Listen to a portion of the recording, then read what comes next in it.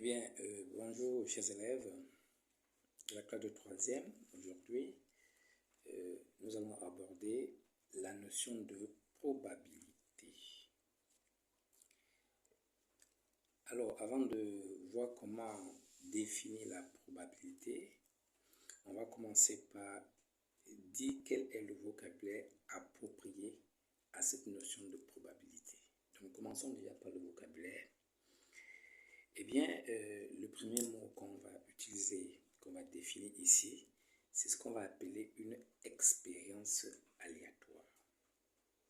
Une expérience aléatoire, c'est une expérience dans laquelle nous ne pouvons pas connaître le résultat à l'avance. Quand je lance mon dé équilibré, je ne peux pas savoir que lorsque mon dé va s'immobiliser, si c'est la face numéro 2 qui va s'afficher sur la face supérieure après l'immobilisation. Donc là, j'ai en face de moi une expérience aléatoire. Donc en termes simples, une expérience aléatoire est celle dont l'issue veut dire le résultat est incertain. On est certes capable de déterminer tous les résultats possibles, mais on ne peut pas déterminer le résultat exact à l'issue d'une épreuve aléatoire. Donc, exemple, le lancer d'un dé est une expérience aléatoire. Le tirage du loto, la course des chevaux, le lancer de monnaie, il y a plein d'exemples. Le deuxième mot que nous allons utiliser dans notre chapitre de probabilité, c'est le mot univers. L'univers est un ensemble dans lequel on trouve tous les résultats possibles de notre expérience. Donc l'univers, c'est l'ensemble des issues possibles. Exemple, notre dé à 6 faces, notre univers qu'on va noter oméga, ce symbole c'est oméga. Et bien cet univers-là, c'est 1, 2, 3, 4, 5 et 6. Un autre vocabulaire, c'est le mot événement. C'est quoi un événement? C'est une partie de l'univers. Un événement est une partie de l'univers, un sous-ensemble de l'univers. Un événement est un sous-ensemble de l'univers oméga. Prenons encore l'exemple de notre dé à 6 faces. Nous prenons l'événement A, obtenir un nombre premier. Donc parmi tous les issues possibles, nous avons les nombres premiers et tous les nombres premiers de notre univers constituent l'ensemble A. Donc notre ensemble A, c'est bien 2, 3 et 5. Ensuite, il y a des événements tout à fait particuliers. Il y a ce qu'on appelle un événement certain. C'est un événement qui se réalise toujours. On est sûr qu'il va toujours se réaliser. Par exemple, si on nous dit soit à l'événement, obtenir un nombre entier naturel, A, c'est l'univers tout entier parce que notre dé est composé de 6 faces. Chaque face porte un nombre entier naturel. Donc ici, notre événement A est un événement certain. À l'opposé de l'événement certain, nous avons l'événement impossible. C'est un événement qui ne peut pas se réaliser. Par exemple, on dit obtenir un entier négatif. Eh bien, les nombres de 1 à 6, il n'y a pas d'entier négatif. Donc ici, à ce moment-là, notre événement est dit impossible. Nous avons ensuite des événements contraires. Là, nous avons ici affaire à deux événements. On va dire que deux événements sont contraires si la réalisation de l'un ne peut pas se faire au même moment que la réalisation de l'autre. Donc, si A est un événement, l'événement contraire de A est l'événement noté A bar. Donc, on écrit A, la lettre majuscule, et on met une barre dessus et on lit A bar, qui se réalise quand A ne se réalise pas. Et prenons toujours notre exemple, notre dé.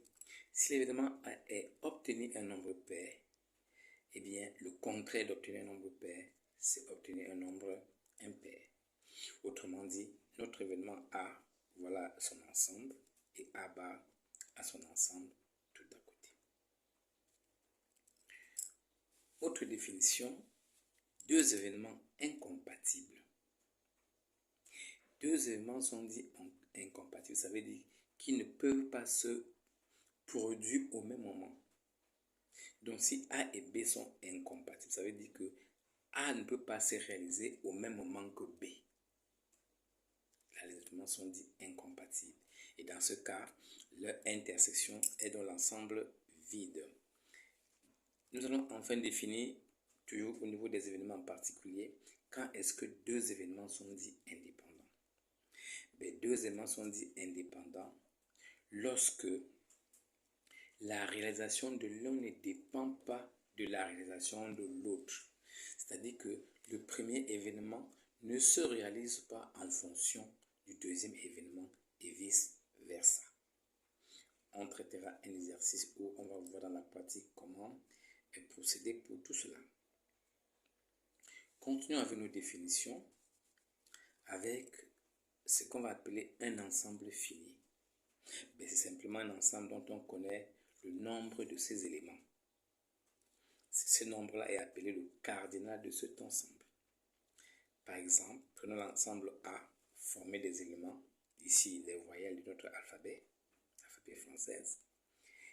On voit bien que A comporte 6 éléments, donc nous allons dire que le cardinal de A, c'est 6. Et quand nous avons deux ensembles, quand nous avons au moins deux ensembles finis, nous pouvons déterminer leur intersection et même leur union. Leur intersection, c'est l'ensemble formé des éléments communs. Donc si j'ai un élément dans l'ensemble A, si ce même élément revient dans l'ensemble B, cet élément appartient à leur intersection. Vous voyez un exemple, voilà A et voilà B. L'intersection de A et B, c'est l'ensemble de A inter B, qui est égal à A, parce qu'on voit bien la lettre A dans l'ensemble grand A et la lettre A dans l'ensemble grand B. Définissons ensuite la réunion de deux ensembles. La réunion de deux ensembles, c'est un ensemble formé des éléments de ces deux ensembles. C'est un mélange des éléments de ces deux ensembles. Prenons encore un exemple, A et B. Eh bien, dans la réunion, j'écris tous les éléments de A et j'écris aussi tous les éléments de B.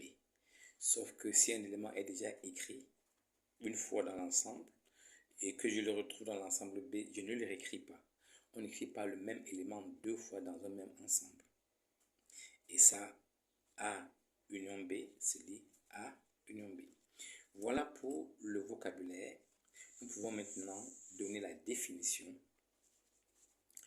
Nous pouvons définir la notion de probabilité, mais avant cette notion de probabilité, on va rappeler une propriété intéressante, c'est que si nous voulons calculer le cardinal de A union B, connaissant le cardinal de A, le cardinal de B et leur intersection, il suffit de prendre le cardinal de A, d'ajouter au cardinal de B et d'enlever le cardinal de l'intersection.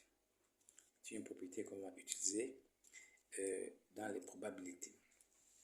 Venons-en maintenant à la définition de la probabilité d'un événement.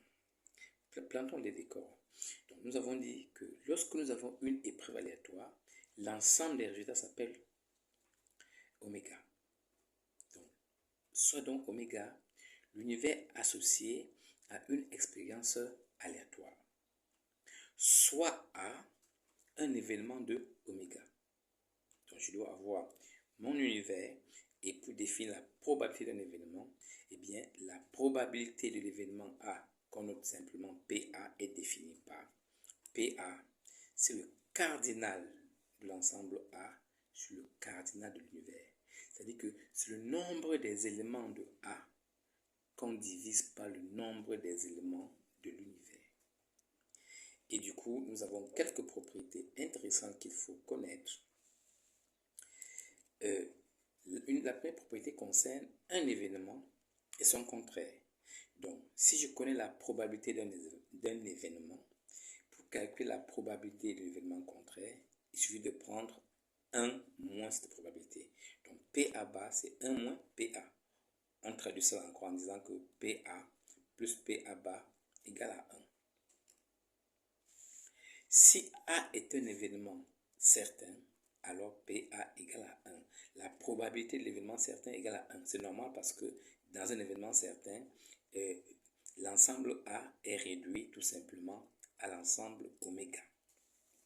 À l'opposé, si A est un événement impossible, alors la probabilité de A est égale à 0.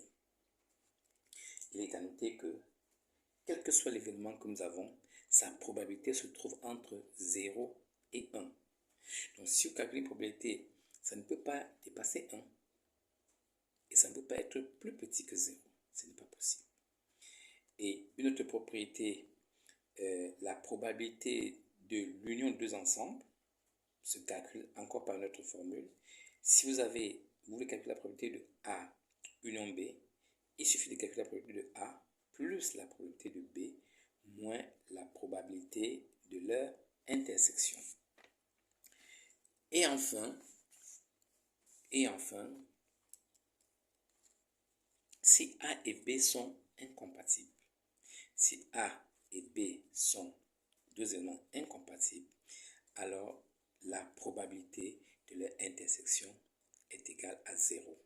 Parce que deux éléments incompatibles ont pour intersection l'ensemble vide. Dans ce cas, la probabilité de A union B est réduite simplement à la probabilité de A plus la probabilité de B. Et si enfin, pour cette définition, A et B sont indépendants, alors la probabilité de l'intersection est tout simplement le produit des probabilités des événements. Donc la probabilité de A inter B, c'est probabilité de A que multiplié probabilité de B. Ça, c'est quand A et B sont deux éléments impossibles. Voilà pour la notion de probabilité, comment on la définit avec le vocabulaire correspondant à cela. Nous traiterons des exercices pour appliquer tout cela. Merci pour votre attention et à la prochaine.